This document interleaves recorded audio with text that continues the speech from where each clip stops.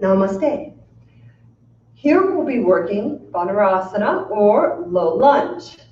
I went ahead and set up 2 blocks on level 3 and a folded blanket, nice and level, here in the middle of the mat. Again, low lunge can start working your way down from Tadasana, Uttanasana to the floor. Here we're going to work with it from our tabletop pose. So with low lunge, we're still going to keep that quality of the front leg, but the back leg here from that Anjaneyasana or that high lunge is going to drop down, and we're going to find more of an opening on the front of the upper thigh crease. I use the blanket for anyone or myself if my knees are tender. So your choice, blanket or mat. It'll look a little higher up because of the folded blanket under my knees. So if I start from a tabletop pose with the knees on the blanket, you'll find that adds some nice cushion. Here we'll do left and right. I'm going to start bringing that right foot forward. I'll pick it up and move it if I need to. Again, with the blocks, I can start nice and high up. You'll see that'll give me my space in the armpit to hip. Okay, if I'm finding I'm okay with that, I can work down, down, and down.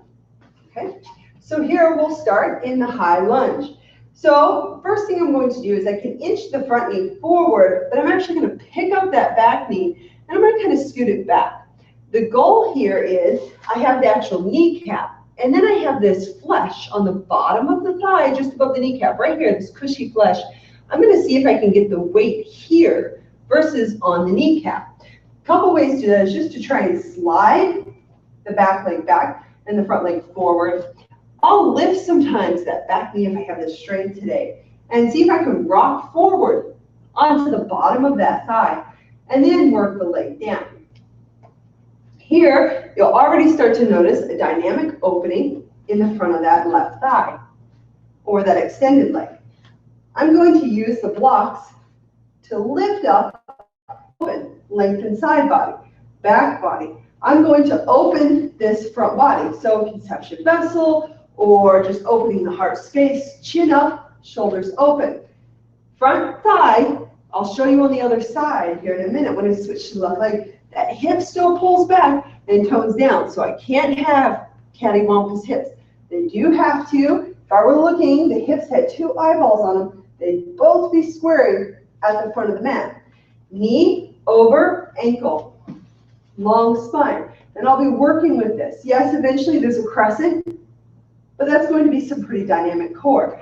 Here we're just going to work, lifting the low belly, opening the heart, and stretching the front of that back leg. Here we'll switch. I'm going to put the blocks down, and I'll show you now a transition through downward facing dog. So I'm going to take that left leg, tuck it in, and step it through. More often than not, pick up that foot and bring it forward.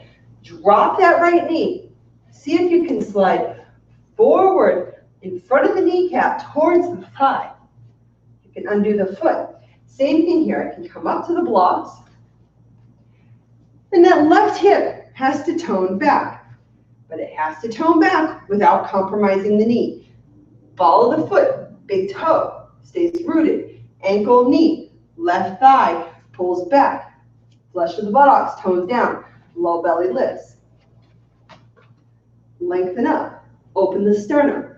Good breath. Slide forward. Even though I'm sliding and I'm stretching this, I'm not going to completely collapse.